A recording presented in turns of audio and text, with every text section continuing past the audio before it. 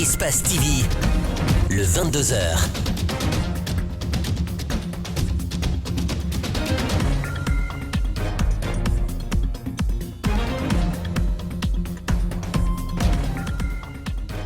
Bonsoir à tous, c'est un plaisir de vous retrouver au compte de cette édition d'information.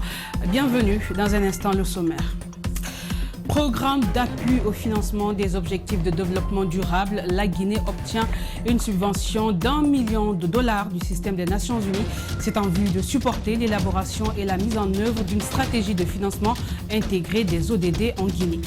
Aucun procès n'est possible à date en Guinée pour cause la grève des huissiers et avocats, une grève qui impacte les audiences. Le ministre de la Justice a rencontré ce mercredi des membres de la Chambre des huissiers de Guinée. Il demande la mise en place d'un cadre de concertation afin d'entamer des discussions sur les problèmes de la justice guinéenne. L'angle de ce soir va nous conduire à l'intérieur du pays, notamment à Kouroussa, où de violents affrontements entre forces de l'ordre et manifestants autour d'un site d'exploitation minière ont coûté la vie ce week-end à 2 jeunes garçons et 8 autres ont été blessés. Qu'est-ce qui a été à l'origine de ces violences? Dans quel état d'âme se trouve aujourd'hui la population de Hamana après toute cette violence? Alpha Omar Koïta sera avec nous.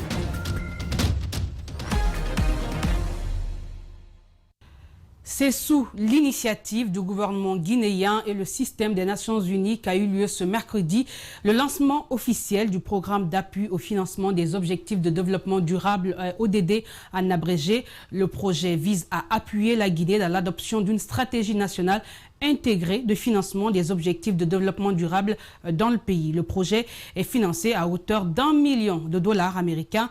Ali Badara Kamara et Mohamed Aloussène Kamara pour les explications. Dans sa perspective de développement, la Guinée, à l'instar des autres pays, s'est dotée d'un agenda de développement à l'horizon 2030. Une vision qui obéit au cadre intégré de la planification nationale et d'un plan national de développement économique et social du pays. Pour relever le défi, le système des Nations Unies vient d'appuyer la Guinée à se doter d'une stratégie nationale intégrée de financement des objectifs de développement durable. Nous accompagnons le gouvernement non seulement dans le suivi de la trajectoire pour atteindre les ODD qui ont été évoqués, mais aussi pour mettre en cohérence l'appui multisectoriel, multidimensionnel de cette ambition, ce qui suppose d'avoir un dispositif statistique de grande qualité et qui travaille d'ailleurs sur ces questions des ODD, que la programmation budgétaire, financière soit pleinement assurée, alignée sur les grandes priorités. Le financement des objectifs de développement durable passe nécessairement par la mobilisation des ressources internes et externes.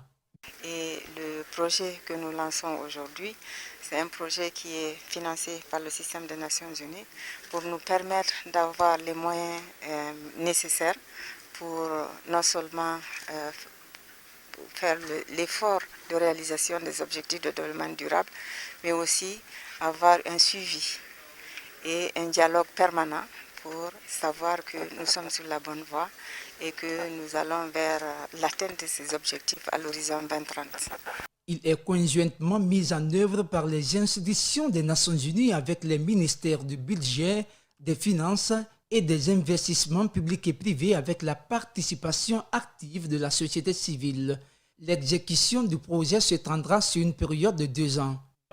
Ce n'est pas l'enveloppe financière qui est importante parce qu'elle est très modeste pour tout un pays où presque tout est prioritaire sur le plan de la programmation du développement. Mais c'est un fonds catalytique. S'il est bien géré, ça peut aider le gouvernement guinéen à bénéficier de l'expertise du système des Nations Unies ou d'autres experts indépendants à mieux peaufiner sa stratégie d'atteinte des ODD. Après cette cérémonie de lancement, une première réunion du comité technique du projet d'appui au financement des objectifs de développement durable est prévue ce jeudi à Conakry. Le mot d'ordre de grève des huissiers reste maintenu Impossible de tenir des audiences dans les cours et tribunaux. Le ministre de la Justice s'implique. Mori Doumbouya a rencontré ce mercredi des membres de la Chambre des huissiers de Guinée. Il demande la mise en place d'un cadre de concertation afin d'entamer des discussions sur les problèmes qui assaillent la justice guinéenne. La Chambre des huissiers se dit favorable à ce dialogue. Alcine Bari, Mohamed Alucine Kamar. Depuis le 12 avril 2021, les cours et tribunaux sont fermés. Une situation qui s'explique par la grève des huissiers de justice soutenue par le barreau de Guinée. Une grève qui fait suite à la volonté du parquet général près de la cour d'appel de Conakry de ne plus délivrer des réquisitions dans le cadre des procédures d'exécution forcée des décisions de justice. Après donc avoir rencontré le barreau de Guinée, le ministre de la Justice a rencontré ce mercredi la Chambre des huissiers de justice de Guinée. La rencontre va durer plus d'1 heure. Nous n'avons pas encore abordé la question qui consiste à mettre fin au mouvement. Parce que selon les analyses du garde des Sceaux que nous avons vues très pertinentes, au-delà de la simple question qui est posée, on dit concernant l'inexécution des décisions de justice, il se trouve qu'il y a d'autres mots beaucoup plus profonds qui gangrènent de façon générale le fonctionnement de l'appareil judiciaire guinéen. Au sortir des pourparlers, le garde des Sceaux est clair dans ses propos.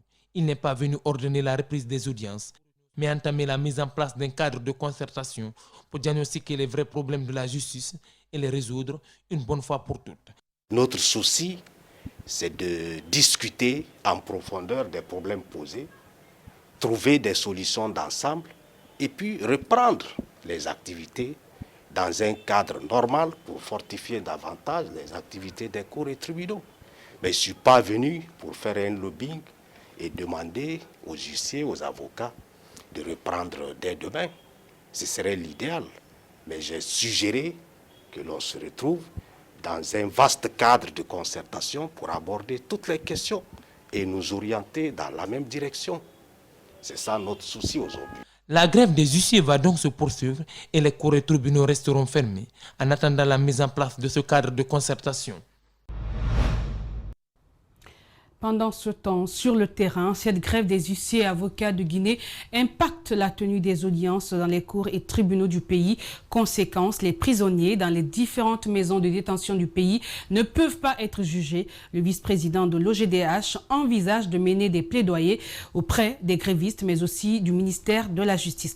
Antoinette Dédé Onivogui et Brahma Kamar. C'est le 12 avril dernier que les huissiers ont déclenché leur grève. Une semaine après, ils ont été rejoints dans leur mouvement par les avocats, ce qui impacte fortement le bon fonctionnement de l'appareil judiciaire. Pendant ce temps, des prisonniers sont privés de jugement. L'impact il est quand même terrible sur le bon fonctionnement de l'appareil judiciaire en général et en particulier sur tous les dossiers criminels et correctionnels. Puisque sans la participation des huissiers, sans le travail des huissiers et des avocats, il est pratiquement impossible de faire fonctionner l'appareil judiciaire. Le vice-président de l'Organisation guinéenne de défense des droits de l'homme est convaincu que si le ministère de la Justice le veut bien, cette crise judiciaire sera décrispée le plus tôt que possible. Parce qu'il est inacceptable que cette situation se prolonge dans le temps. Ça sera une catastrophe pour notre justice et notre démocratie. Il est inadmissible que des solutions ne soient pas trouvées dans les meilleurs délais. C'est pourquoi nous interpellons le ministère de la Justice ainsi que les huissiers et les avocats pour qu'une entente soit trouvée le plus tôt que possible. Le motif de la grève des huissiers porte sur l'exécution des décisions de justice. Une démarche qui est également bénéfique pour les détenus, rassure le défenseur des droits de l'homme. Vous savez, la décision de justice, c'est l'aboutissement d'une procédure. Si les décisions de justice ne sont pas exécutées, il ne sert à rien d'aller devant les tribunaux. Donc, pratiquement, c'est un droit pour les huissiers de faire exécuter les décisions, parce que ce n'est pas seulement à leur avantage, c'est à l'avantage des justiciables. Aux prisonniers, le vice-président de l'OGDH demande de patienter. Maître Amadou Desba promet de s'investir davantage pour qu'une solution soit trouvée entre les grévistes et le ministère de la Justice afin que les audiences reprennent. La Guinée a obtenu un point de plus au classement mondial de la liberté de la presse établi par Reporters sans frontières. La Guinée occupe donc la 109e place sur 180 pays. Ce classement est le fruit d'une évaluation de la liberté dont jouissent les journalistes dans ces pays, avec des journalistes incarcérés malgré la loi L002 sur la liberté de la presse en Guinée. Beaucoup ne comprennent pas ce point de plus. Le rang est diversement apprécié justement par des associations de presse en Guinée. C'est un reportage de Djenab Bangoura et d'Alseni Kamara. Ce classement mondial de Reporters sans frontières est le résultat de plusieurs mois d'évaluation sur l'exercice de la liberté de presse dans 180 pays. Selon le rapport publié par RSF, la Guinée a grimpé d'un point, ce qui l'amène à la 109e place, alors que l'année dernière, le pays était classé 110e. Lorsque nous sommes dans un pays comme le nôtre, qui a eu le courage de se doter des lois quand même osées, telles que la L002, la loi sur la liberté de la presse, qui garantit un meilleur exercice du métier de journaliste dans notre pays. Lorsque nous avons un pays, où la Guinée, où nous avons une loi spéciale sur la haute autorité de la communication, et nous avons également une loi d'accès à l'information publique, malheureusement qui a été adoptée, mais qui tarde encore à être promulguée par le chef de l'État, nous disons que ce résultat ne reflète pas normalement la Guinée. C'est un rapport que nous accueillons avec joie, mais c'est aussi un rapport qui nous lance un défi, celui de toujours rester cadré dans le respect de l'éthique et de la déontologie du métier. Des menaces, des agressions, des insultes et des arrestations sont des maux dont souffrent les journalistes guinéens. La faute revient en amont. Il faut prendre les hommes de droit, c'est-à-dire la justice. Parce que je ne veux pas dire d'entrée de jeu que la faute incombe aux politiques, puisque les politiques eux-mêmes sont censés être assujettis derrière ces mêmes lois. Donc il appartient à la justice de faire respecter la loi, de dire le droit. Et lorsqu'un journaliste est en porte-à-faux avec la loi par voie de presse, c'est-à-dire il est reproché par un délit par voie de presse, on dit la loi est claire, c'est une loi spécifique, c'est une loi organique, c'est une loi spéciale. Pour inverser la tendance, ces hommes de médias proposent des solutions. Pour les pouvoirs publics, le défi qui est le leur, c'est de continuer à faire respecter uniquement la loi L002 et à mettre de côté cette loi sur la cybercriminalité que certains juges mélangent souvent lorsqu'il s'agit de délits de presse. En aval, mais aussi en amont, il faut une prise de conscience. C'est très important. En Guinée, la loi sur la dépénalisation des délits de presse est une réalité. Mais elle ne protège pas toujours les journalistes, très souvent persécutés dans l'exercice de leur profession.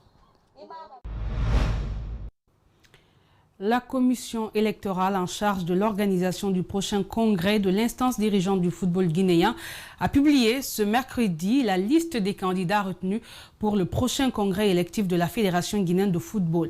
Pour le poste de président, 2 candidatures sont retenues, dont celle de Mamadou Antonio Souaré, président sortant. C'est un compte rendu de Mamadou Boueba d'Alouba, rendu en studio par Mohamed Valek Touré. La commission électorale a rejeté la requête de l'AS Kaloum qui demandait l'annulation de la candidature d'Antonio Souaré sous prétexte que ce dernier aurait violé le code d'éthique de la FIFA. Les conditions contenues dans le dispositif de l'accord de consentement mutuel signé entre M. Mamadou Antonio Souaré et la Chambre d'instruction le 26 février 2021 précisent en ces termes. Ce document a été préparé en respectant les conditions ci-dessous. Une amende monétaire de 20 000 francs suisses. Il n'y aura pas d'interdiction de participer à des activités liées au football. Par ces motifs, déclare M. Mamadou Antonio Souaré éligible à l'élection du comité exécutif de la Fédération guinéenne de football. Le président de la commission électorale revient ici sur les candidatures retenues pour les postes de président et premier vice-président. Mamadou Antonio Souaré, ingénieur en télécommunications. 2. Aboubakar Touré, administrateur civil. Poste de premier vice-président du comité exécutif. 1. Aboubakar Sidiki Kamara, entraîneur. 2. Lucien Bendou Guilao, administrateur civil. 3. Abdul Karim Bangoura, administrateur. 4. Almami Saïdou Silla, administrateur. 5. Djibril Diara, administrateur civil. Les candidats qui n'avaient pas rempli les critères ont été recalés et d'autres se sont retirés à la dernière minute. Déclare invalide les candidatures de 1. Dr Jalikatou Diallo, médecin. 2. Ibrahima Bari, juriste. 3. Malik Kebe, manager. 4. Ansoumane Kamara, policier. 5. Morlaï Silla Mazo, ancien footballeur. Le congrès électif de la Fédération guinéenne de football est prévu pour le 14 mai. Les candidats ont donc quelques semaines pour battre campagne. C'est une triste nouvelle pour le monde sportif guinéen. Le milieu du terrain offensif de Afia FC a rendu l'âme ce mardi au stade annexe de Nongo. Selon ses proches, Mohamed Latiz Kamara a succombé suite à un arrêt cardiaque en pleine séance d'entraînement ce matin. Parents et amis sportifs ont rendu un hommage mérité au défunt. Mamadou Sadio Baldé commente les images de nos confrères de 6TV. Mohamed Latiché Kamara, milieu offensif de Afia, n'a pas terminé ses séances d'entraînement et il en est mort. Ce mercredi, son club, le Afia, en première ligne, des joueurs d'autres clubs l'ont rendu un dernier hommage. Son entraîneur a perdu un gestionnaire du vestiaire, donc le pilier de l'équipe et tout simplement un homme sympa. Hier, ces derniers mots pour moi avant le début de la séance, coach, même si vous me donnez 5 minutes, je vais marquer pour le prochain match. Et après, on s'est pris dans les bras. Et c'était l'un des piliers de l'équipe, franchement. Et j'avais un contact. Il m'appelait. D'ailleurs, quand j'ai donné mes condoléances à sa femme, elle m'a dit que la tige parlait beaucoup de moi. Et moi, je l'ai dans mon cœur. Franchement, j'ai perdu pas seulement le joueur, mais j'ai perdu un homme très important dans ce vestiaire. Ses coéquipiers, ses amis des autres équipes et les journalistes parlent d'un joueur professionnel, pétri de talent et très attentionné. Vraiment, je n'y croyais pas. J'ai passé presque toute la nuit en train de pleurer. Il m'a beaucoup servi, surtout dans les passes. Les dernières passes qu'il me donne, je ne ratais pas. On a fait le taureau, il était au milieu. Il a dit, lorsqu'il était au milieu, il a senti devant tout le monde, il a dit que donc, à partir d'aujourd'hui, moi je le décide, je ne veux plus rentrer au milieu ici. Donc Dieu a décidé aujourd'hui que tu ne vas plus rentrer au milieu. Donc il a beaucoup... Au sein de la famille, le choc est encore grand. Des témoignages saisissants et poignants, sa veuve et sa mère ont réussi à prononcer quelques mots.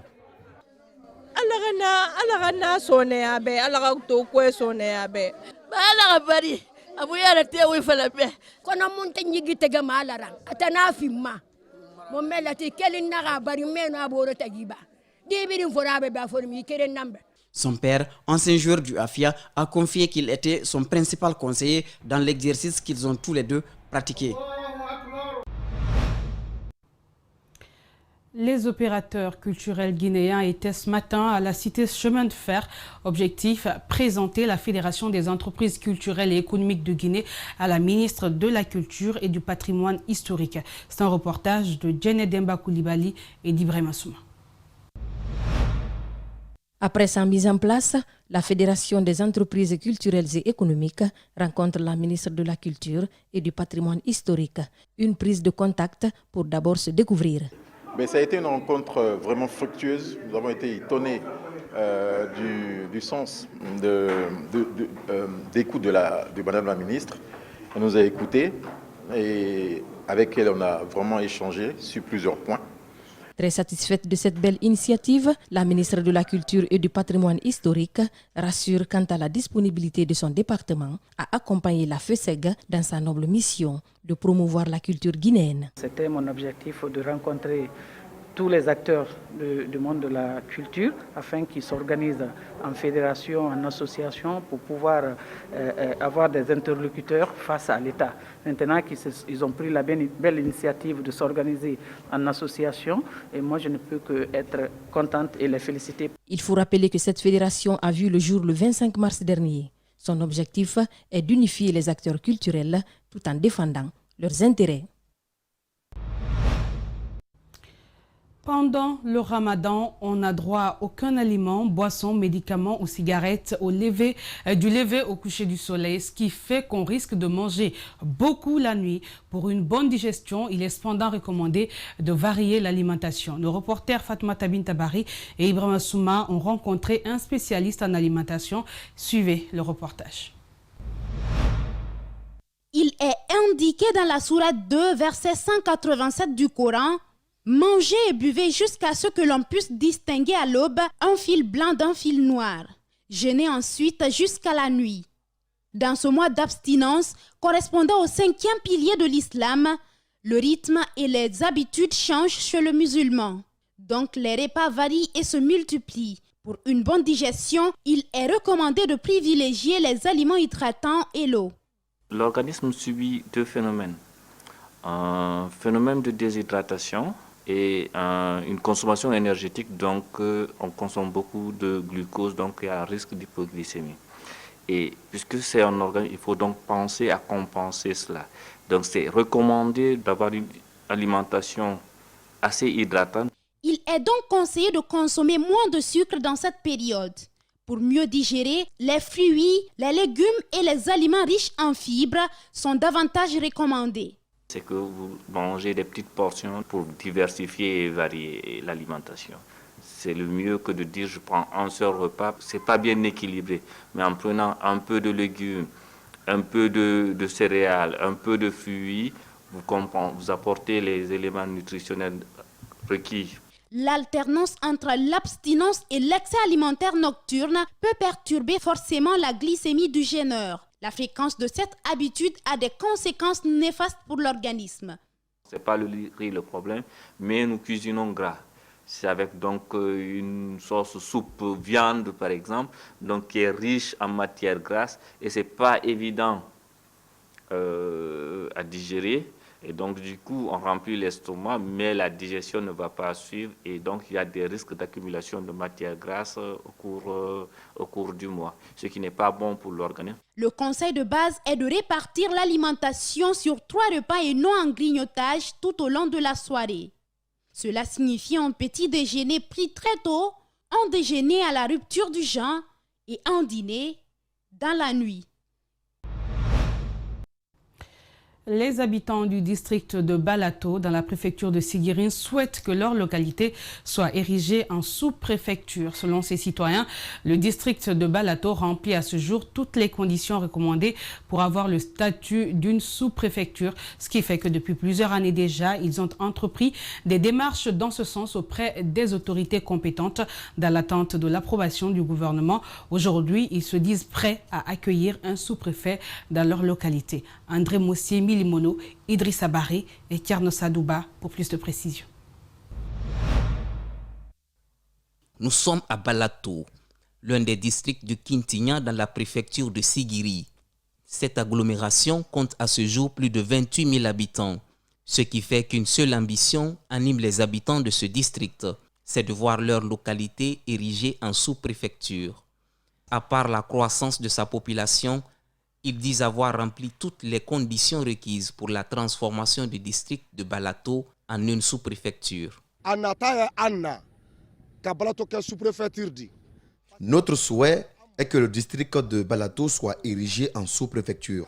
Nous avons une population digne d'une sous-préfecture. Nous avons à ce jour mis en place toutes les infrastructures allant dans ce sens. Notre district compte aujourd'hui 2 lycées, 3 écoles primaires, 31 mosquées, 2 églises et 4 postes de santé. Donc, poste de santé, toutes ces infrastructures ont été réalisées sur fonds propres des populations de Balato, comme pour prouver leur engagement et détermination à aller au bout de ce projet. Ce bâtiment en cours de construction abritera le futur siège de la sous-préfecture de Balato. Après avoir franchi toutes les démarches administratives, les habitants de ce district n'attendent plus que la décision du gouvernement. Nous avons adressé des notes au maire, au préfet et au gouverneur également. Même le ministre en a reçu. À l'heure où nous sommes, nous attendons leur réaction puisque nous avons déjà franchi tout ce qui doit être fait dans ce sens.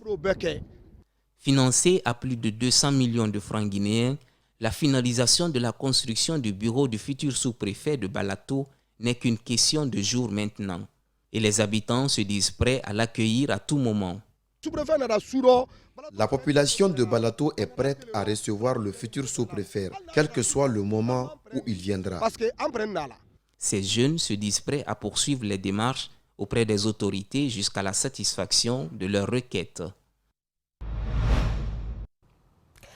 Et l'angle de ce soir va nous conduire à l'intérieur du pays, notamment à Kouroussa, où de violents affrontements entre forces de l'ordre et manifestants autour d'un site d'exploitation minière avaient coûté la vie ce week-end à 2 jeunes garçons et 8 autres ont été grièvement blessés. Mais avant, ce sont les installations de Kouroussa Gold Mining qui avaient payé les frais de la colère des orpailleurs qui demandent la mise à disposition d'une portion du site de la société à la population pour son exploitation. Qu'est-ce qui a été à l'origine de ces violences? Dans quel état d'âme se trouve aujourd'hui la population de Hamana vis-à-vis des autorités locales après ces cas de tuerie? L'élément de réponse, c'est dans ce grand format signé Alpha Oumar Koïta, notre correspondant régional basé à Kanka.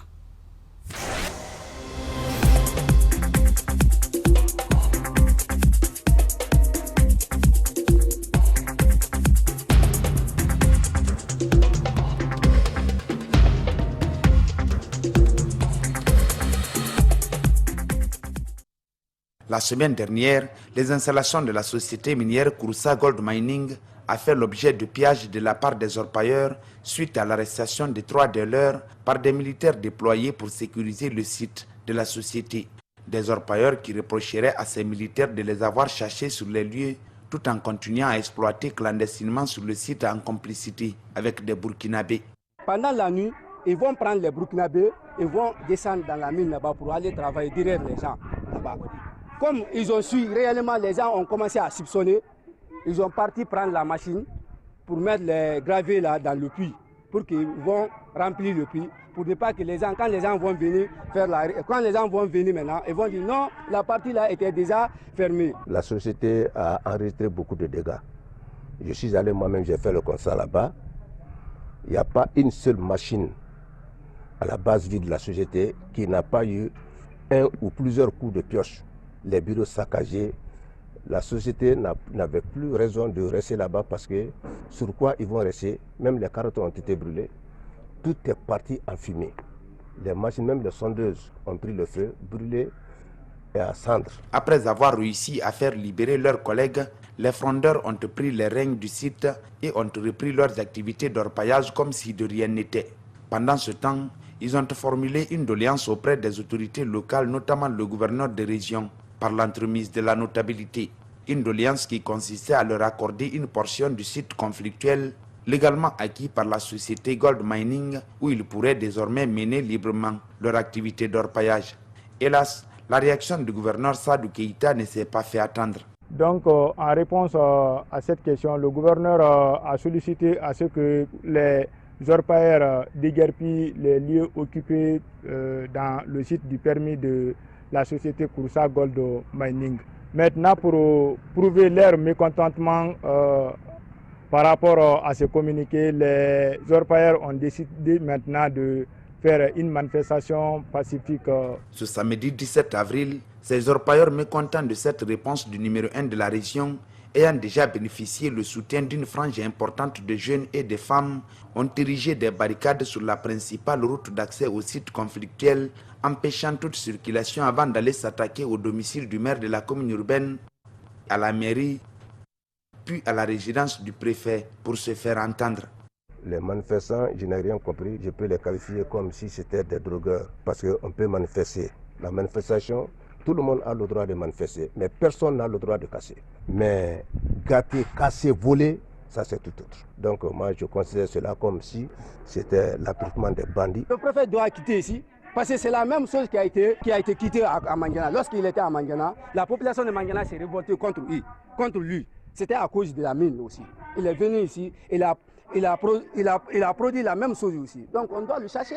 Lui, il n'est pas un bon prophète. Quelques heures après ces actes de vandalisme, la réplique des autorités en a suivi avec le déploiement de 7 pick-up de renfort remplis de militaires venus des cancans pour porter main forte à l'unité réduite déjà existante sur le terrain mais qui avait cédé sous la pression de la rue. L'arrivée de ces renforts sur les lieux a vite transformé la ville de Kouroussa en un champ de bataille, comme on peut le constater sur ces images.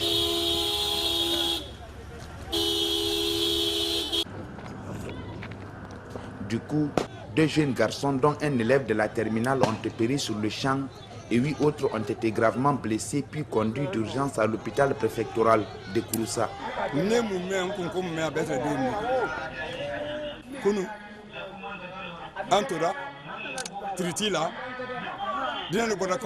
Cet enfant représente tout pour moi et ma femme. Hier, on était arrêtés au bord de la route. On m'a informé que mon enfant a été tué par balle. Aussitôt, je me suis rendu sur les lieux pour venir voir son corps. Une fois sur les lieux, dès que j'ai aperçu son corps, je me suis mis à pleurer. Aussitôt, les militaires sont venus nous disperser. Entre-temps, j'ai cherché à sauver ma tête. Je suis allé me réfugier dans une famille voisine jusqu'après leur passage.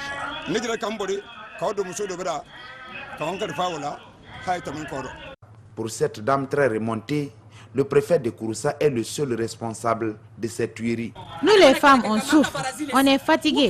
On sort aussi pour réclamer notre droit. Le préfet envoie les militaires pour nous tuer. Nos enfants qui ont été tués ont été tirés à balles réelles. Ce ne sont pas des balles perdues. Cependant, elle lance une invite au président Alpha Condé. Les populations de Kouroussa et de Sigiri vivent de l'exploitation minière. Donc, ce que nous sollicitons auprès du chef de l'État, c'est de nous restituer le domaine pour lequel nos enfants ont été tués. C'est tout ce qu'on lui demande. De son côté, Souleymane Keïta réfute toute responsabilité dans ce qui est arrivé. Moi, personnellement, je ne me reproche de rien. Parce que le préfet n'a pas le droit d'enlever une portion de terre pour donner ça là à quiconque. Ce dimanche, après avoir accompagné son fils et le camarade de ce dernier tombés sur le champ de combat à leur dernière demeure, Nansedi Camara lance un cri d'alarme au gouvernement. Quand on tue ton fils à bout portant sans connaître l'auteur, c'est difficile à gérer. Nous demandons donc au gouvernement de tout faire pour nous montrer les tueurs de nos enfants. De là, on s'est rendu à l'hôpital préfectoral de Kouroussa où les blessés ont été admis. À notre arrivée, seul Adama Traoré était alité dans son lit de malade et les 7 autres ont été selon lui évacués à l'hôpital régional de Kankan. Il revient sur sa mésaventure. Les militaires étaient en train de bastonner un vieillard. On a porté main forte à ce dernier.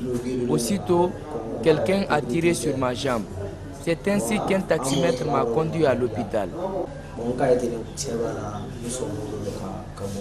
Au moment où nous quittions la ville de Kouroussa dans la soirée du dimanche à 18 h, un calme précaire était revenu dans la cité en attendant la réaction des autorités compétentes. Aux dernières nouvelles, les ressortissants de la préfecture vivant à Conakry ont contribué à hauteur de 14 millions de francs guinéens pour assister les parents des victimes des dernières violences, dont 5 millions pour chacune des familles des disparus et 500 000 plus un sac de riz pour chacun des blessés. Le montant a été rejeté par les destinataires qui attendent toujours que justice soit faite.